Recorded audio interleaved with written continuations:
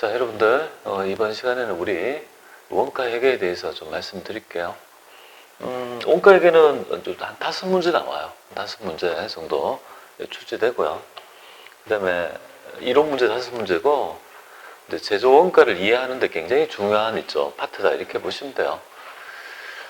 우리가 이전에, 그죠? 재고자산을 배울 때 상품의 원가를 배웠다고요. 상품의 원가는 별로 어렵지 않아요. 왜냐하면 산 가격이랑 부대 비용이 있으면 가산해요. 부대 비용 중에 가장 대표적인 게 뭐죠? 매입운임.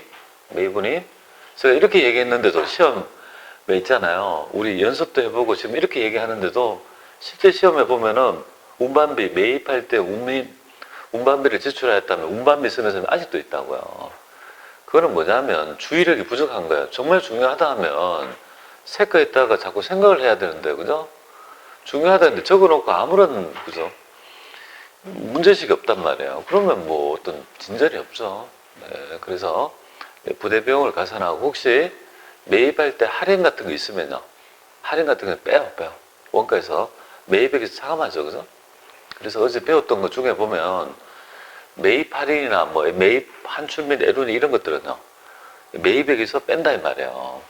매출 할인은 뭐죠? 반대잖아요. 그죠? 매출 할인은 대형에서 매출액에서 뺀다 이 말이에요. 그죠? 그 점을 좀 아셔야 될 것 같아요. 자, 이거 우리 원가는요. 어떤 부분인지 보겠습니다. 원가 회계 목적 한번 보죠. 원가 회계. 자, 원가. 원래 가격인가요?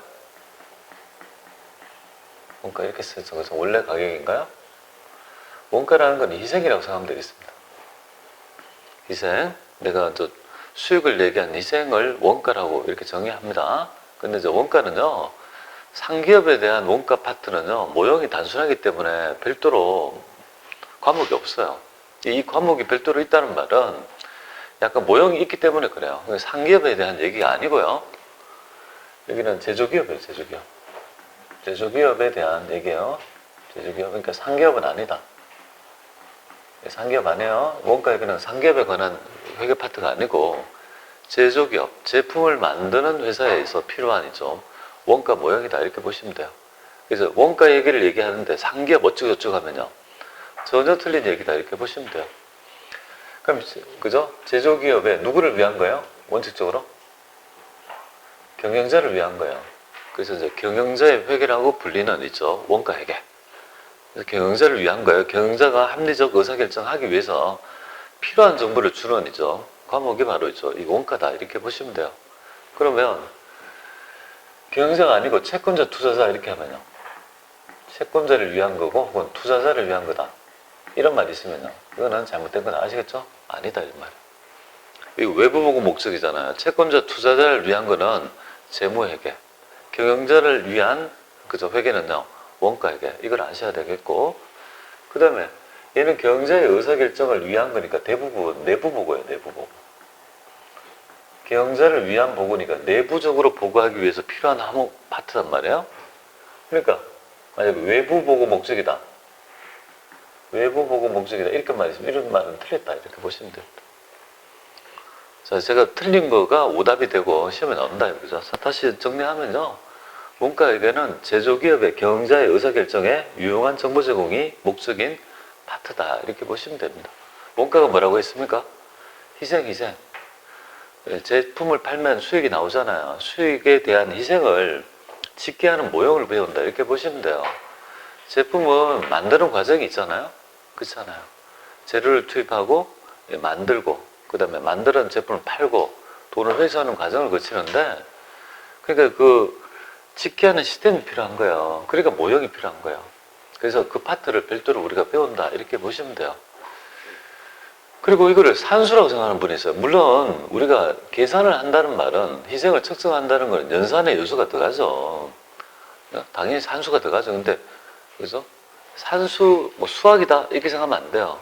그냥 산수 정도는 필요하죠. 연산을 하는 거니까. 그런데 더 중요한 거는요. 모형을 이해해야 돼요.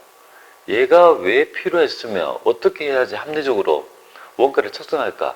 그런 기본적인 문제의식에서 이 모형을 이해해야 되지. 그냥 계산 몇 개를 외워가지고 공식을 몇 개 외워서 한다? 아니 그렇게 하면 제가 최고 강의하기 편하죠. 공식 10개를 딱 적어주고 이거 외우세요. 그리고 문제를 다 풀어줘요. 이 공식을 외우면 다 맞죠? 그리고 넘어가면 너무 편하겠습니다. 그렇게 하면 최고 강의가 편하죠.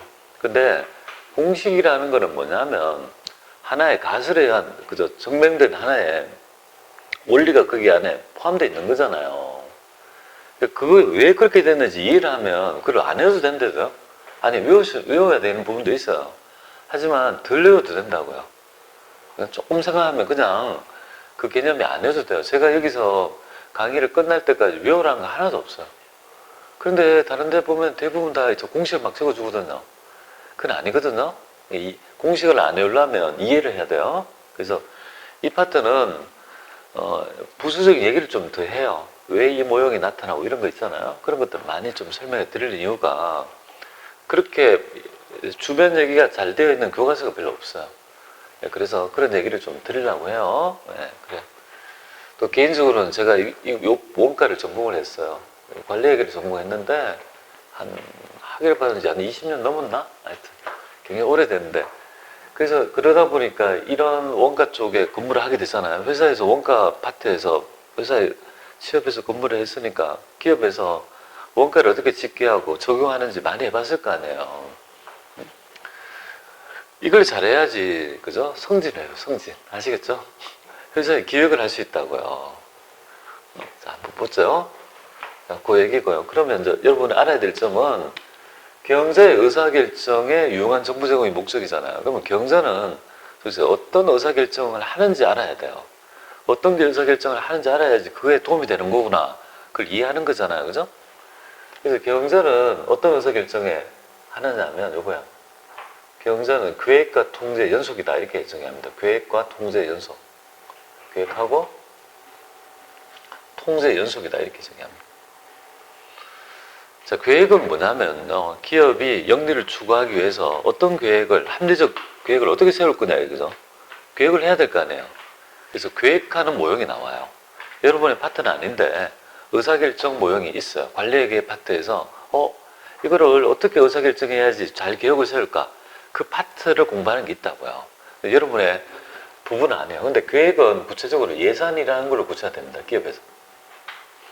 기업에서 예산 세운다 이거잖아요. 그죠? 내년도 영업 실적 계획 세운다. 예산 세운다 있죠.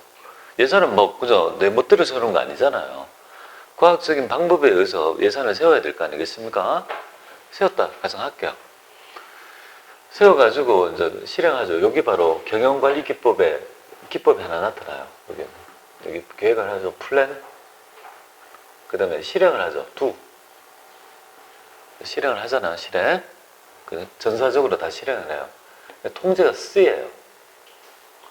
그래서 경영관리 업무의 하나의 기법이 플랜 두시 기법이 여기서 나와요. 플랜 두시, 플랜 두, C, 그죠? 그러면 실행을 향한 부분에 대해서 실행은 전 직원이 행할 거 아니에요, 그죠? C가 중요해요. C가 뭐냐면 피드백인데요. 통제를 할 줄 알아야 돼요. 계획만 하고 통제를 하지 않으면 새로운 계획을 못 세운다고요. 통제가 뭐냐면 성과평가로 이루어집니다. 성과평가. 여러분들 평가를 두려워하는 사람은 발전이 없다고 저는 단언합니다. 강한 평가만이 뭐야? 자기를 키우는데 도움이 되죠. 평가받는 거 싫어하죠. 싫어한단 말이에요. 다 싫어요. 하지만 평가를 멀리하면 안 돼요. 평가가 자극이 되고 자극이 나의 발전을 이루는 동력이 되거든요. 그런 면에서 성과평가가 굉장히 중요해요. 근데 이제까지 보면 기업에 있는 분들이 성과평가가 인사고가 뭐 이런 거 들어봤죠. 근데 그걸 다 불신하는 이유가 그게 이제 계량화된 과학적인 접근 방법보다는 사람의 가치관에 따라서 평가됐던 경우가 굉장히 많아요. 어떤 경우냐면 이런 경우예요. 왠지 쟤는 일은 잘하는데 왠지 미워. 그래서 B뿔. 원래는 A를 줘야 되는데 B뿔 이렇게 주는 거예요. 쟤는 일은 못하는데 왠지 애가 괜찮아. 원래는 B밖에 안 되는데 B뿔 주는 거라고요. 그러면 동점이 되잖아요. B뿔. 그럼 누구나가 봐도 있잖아요. 처음에 했던, 첫 번째 얘기했던 친구가 성진을 해야 되는데 동점이 되죠. 그러면 인사회에서 다른 부서장의 얘기를 들어가지고 최종적으로 한 사람만 진급을 시킨다 하면 누굴 시키겠습니까? 이 그저 업적보다는 뭐야? 사람의 인성 뭐 이런 것들을 부가적으로 보게 되거든요. 그럼 두 번째를 만약 진급시켰다면 A는 그걸 수능하겠습니까? 첫 번째는 그걸 수능할까요? 조직에 있는 사람도 다 이해하는데, 당연히 첫 번째가 될 줄 알았는데, 그죠? 그게 바로 오류가 난단 말이에요. 그러니까 그런 것들이 성과평가를 어떻게 있잖아 할 거면 과학적으로 그런 모형이 굉장히 많이 발전된 거예요. 그래서 여러분들 혹시 들어보셨는지 모르지만 BSC 균형성과표 한 10년 전에 유행했던 겁니다. 우리나라 대기업이나 공기업에서 균형적인 비재무적 정보와 계량적 정보를 합해가지고 단면평가하자는 그죠? 우리가 균형성과표 이런 모형들이 막 나타나기 시작한 거예요.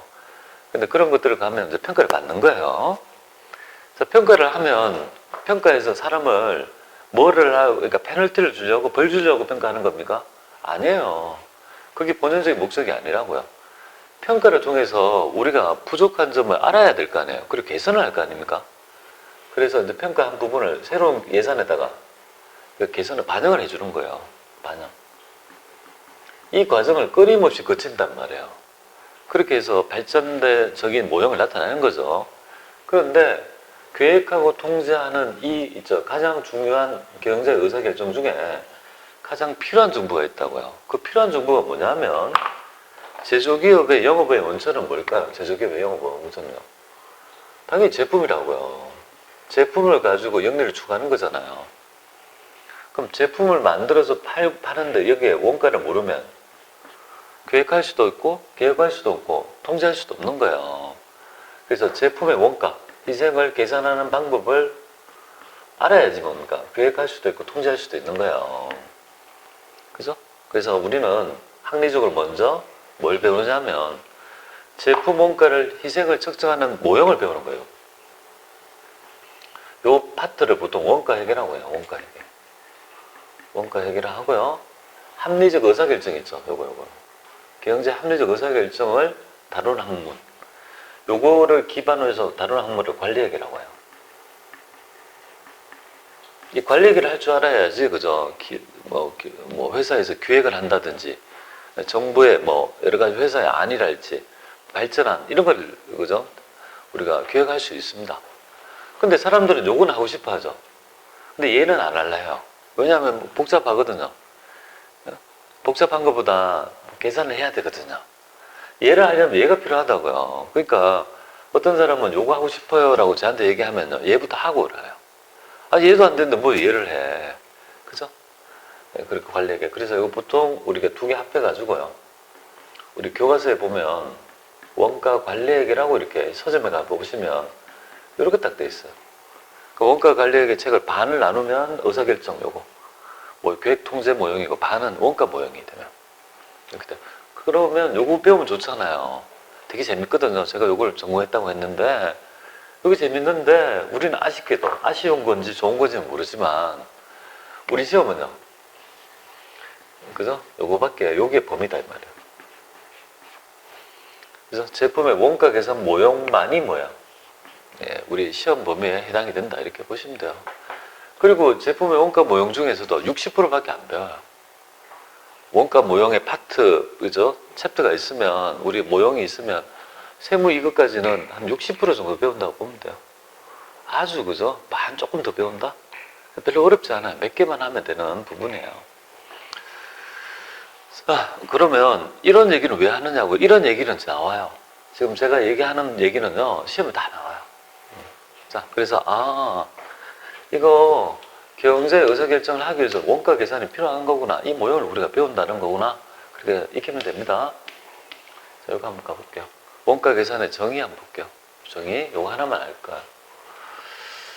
용어 중에 몇 개만 좀 드릴게요.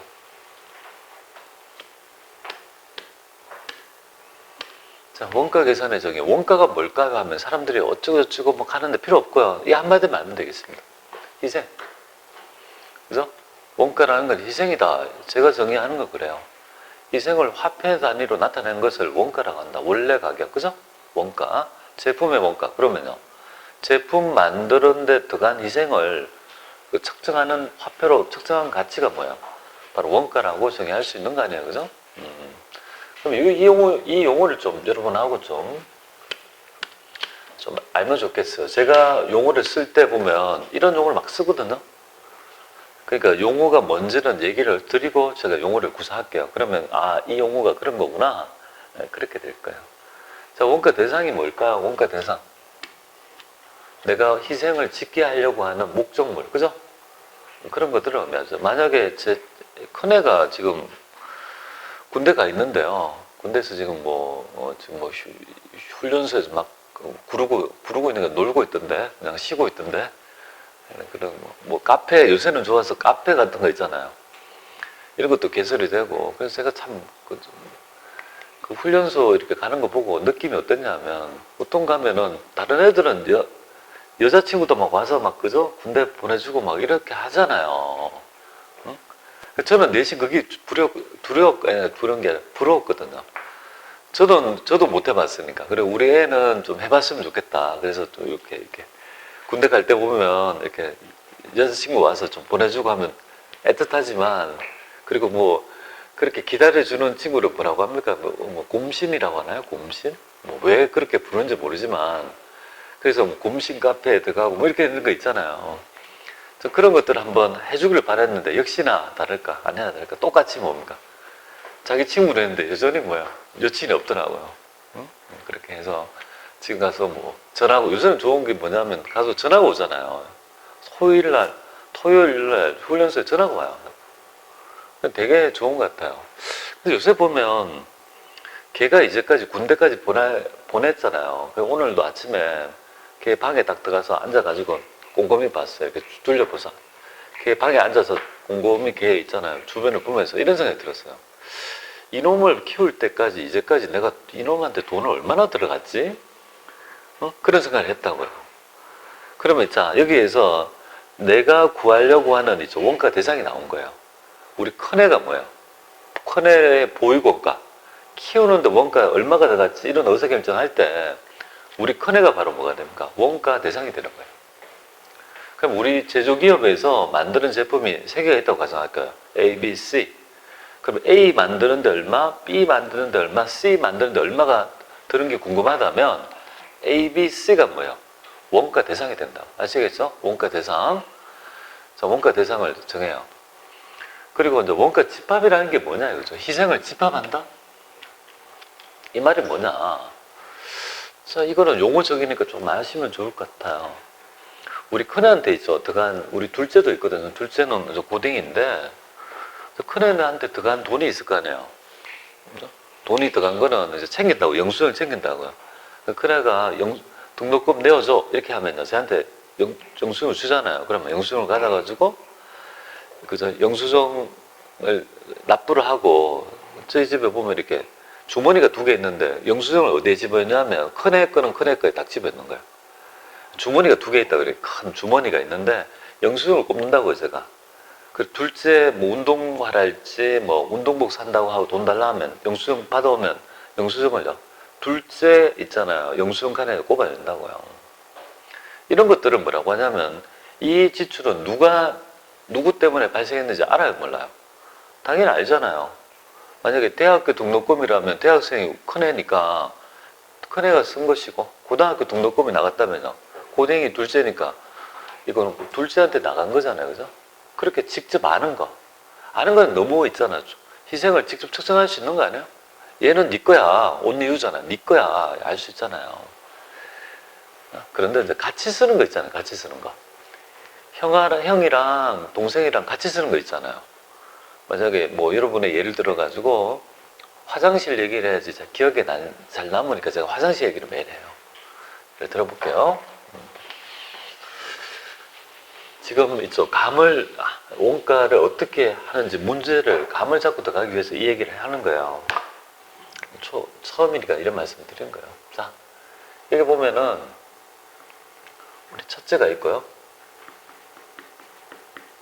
첫째가 있고 둘째가 있어요. 첫째는 우진이고요. 둘째는 한성이에요. 여러분들 우리 문제 풀다 보면 주식에서 우진, 한성 많이 나오죠. 그죠? 첫째가 우진이에요. 둘째가 한성이에요. 우리 실제 이름이. 그래요. 근데 얘가 여기 같은 방을 쓴다 가정할게요. 방을 같이 쓴다 가정하고 여기에는 화장실이 하나 딸려 있다고 가정할게요. 예를 들어 가지고 그러면 여기에서 직접비는 뭐예요?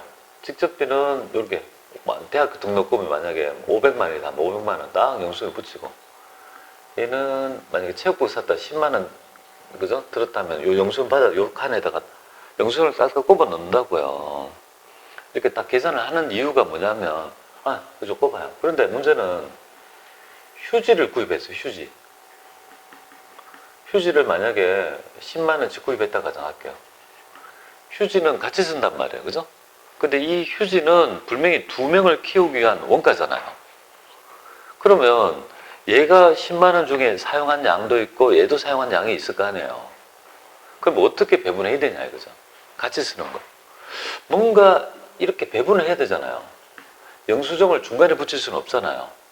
뭔가 얘가 쓴 건 얼마, 얘가 쓴 거, 둘째가 쓴 거 얼마인지 배분해야지 나중에 제가 이걸 왜 배분하겠습니까 지금? 이걸 하는 이유가 뭐죠?